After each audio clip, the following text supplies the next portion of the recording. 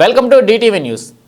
పెదకూరపాడు మండల పరిధిలోని 75 తాళ్లూరు గ్రామానికి చెందిన వైసీపీ నేత ఈద సాంబరెడ్డిపై మంగళవారం రాత్రి దాడి జరిగింది. ఒంగుటూరు ఖమ్మంపాడు మధ్యలో గుర్తు తెలియని వ్యక్తులు అతనిపై దాడి చేశారు. వాహనంలో నుంచి బయటకు లాగి దాడి చేశారు. ఈ దాడిలో సామిరెడ్డికి 2 కాళ్ళు చేతులు తీవ్ర గాయాలయ్యాయి.